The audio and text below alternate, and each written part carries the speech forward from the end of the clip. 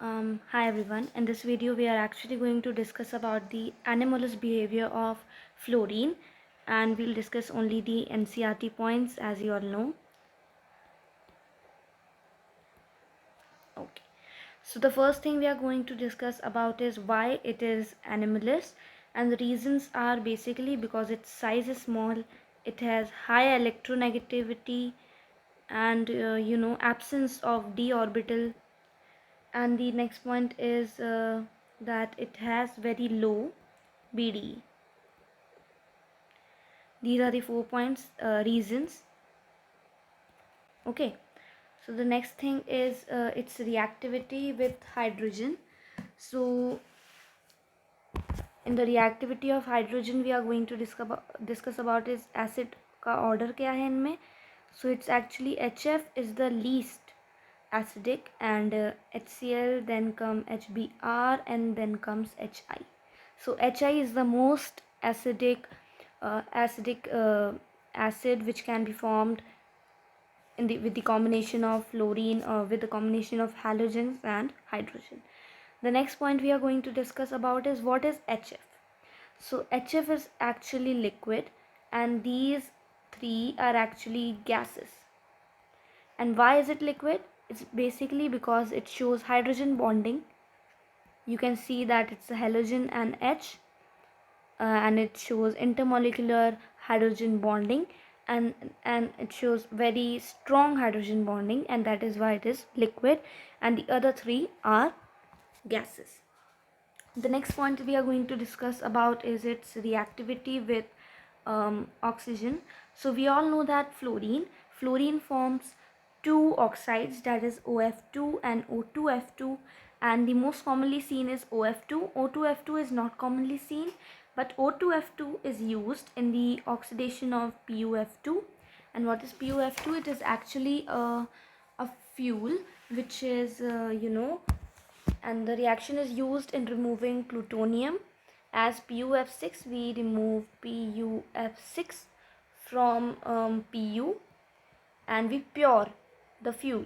The next point we are going to discuss about is chlorine, bromine and iodine. Okay, so what is the stability order of fluorine, chlorine, bromine and iodine? So their stability order is actually the reverse. So I is the most stable, and that is why it forms acid, and the next is chlorine, then comes Br. Br is the least stable. It's given in NCERT that Br is least stable halogen oxide. It makes the least stable halogen oxides. And why does it does so? Because Br shows middle anomaly. The next point is what are the functions of bromine oxides. So they are actually very powerful oxidizing agents. Okay, the next thing is what is Cl. The oxide of Cl is ClO2, and it is actually a bleaching agent, very strong bleaching agent, we all know that. And it is also used in water treatment, paper pulp and textiles. Cool. So the next point is we are going to discuss about is the oxides of iodine. So the oxides of iodine are actually very good oxidizing. It is a very good oxidizing agent, and the oxide of iodine is used in the estimation of carbon monoxide. This is the function of oxides of iodine. This is the function of oxides of chlorine. This is the function of oxides of bromine.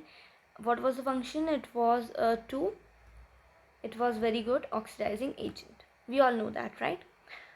Cool. So we completed this also. The next one we are going to discuss about is what is more stable, higher oxidation state or lower oxidation state. So the next point is what is more stable.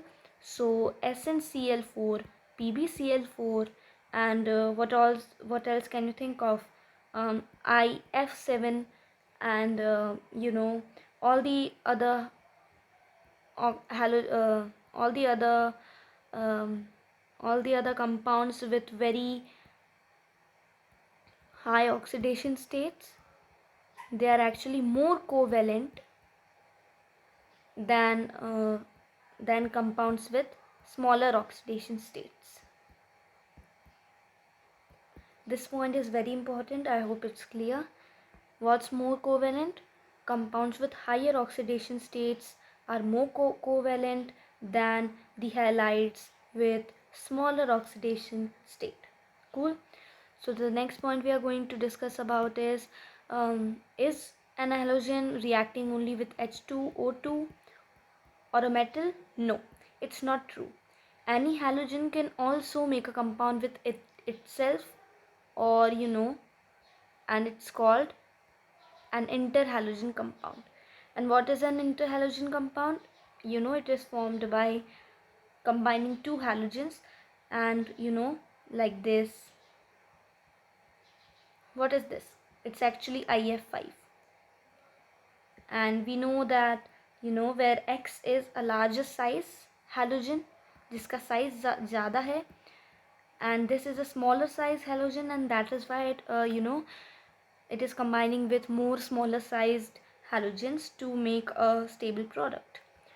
Okay, we have discussed every point, and I think the last point we are going to discuss in this is the stability